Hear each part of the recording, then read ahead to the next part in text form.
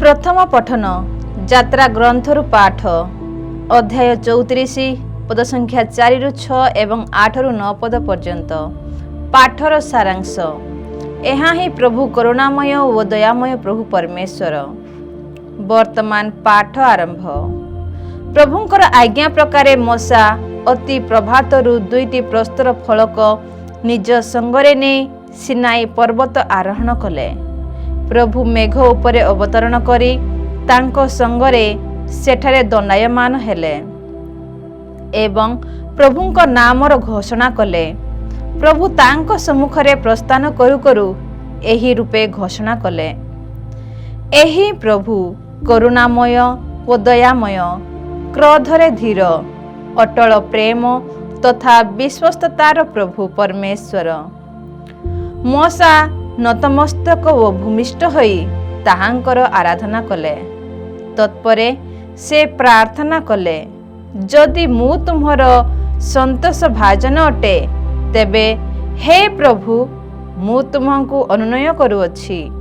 एही जनता कठिन नमना हेबा सत्ते तुम्भे हे प्रभु परमेश्वर आंभ मानक मध्यरे गमन कर। आंभ मानक दुष्कर्म तथा पातक क्षमा कर एवं आंभंकु तुम्भ दायाद रूपे ग्रहण कर। एहा ईश्वरंक वाक्य। परमेश्वरंकु धन्यवाद।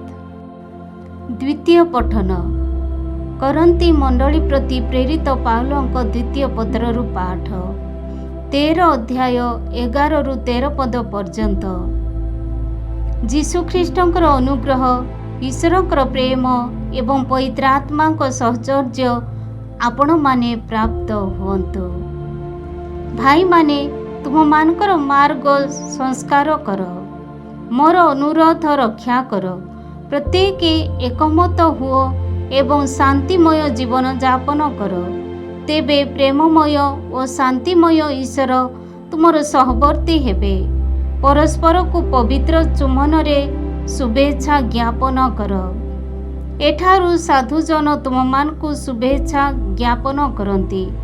जीशुख्रीष्टंकर अनुग्रह, ईश्वरंकर प्रेम एवं पवित्र आत्मांक सहचर्य तुम्हें माने प्राप्त हुओ। एहा ईश्वरंकर वाक्य। ईश्वरंकर धन्यवाद। साधु जहनंक लिखित सुसमाचार पाठ अध्याय 3 पद संख्या 16 रु 18। कारण ईश्वर जगत को एते प्रेम कले जे से निजर एकमात्र पुत्र को दान कले, जेपरि जे केही तांको ठारे विश्वास करे से विनष्ट हेब नाही बरं अनंत जीवन लाभ करिबो। वास्तव रे ईश्वर आपणा पुत्र को जगतर दंड विधान लगी प्रेरण कले नाही, बरं तांको द्वारा जगत जेपरि मुक्ति लाभ करिबो सेथिपाई प्रेरण कले। जे तांको ठारे विश्वास करे से दोषी साब्यस्त हुए नाही, किंतु जे तांको ठारे विश्वास करे नाही से दोषी साब्यस्त होई सारिछि, कारण से ईश्वरंको एकमात्र पुत्रंको नाम रे विश्वास करि नाही। प्रभुंकर पुण्य सुसमाचार। हे प्रभु जीशु ख्रीष्ट तुमर प्रशंसा।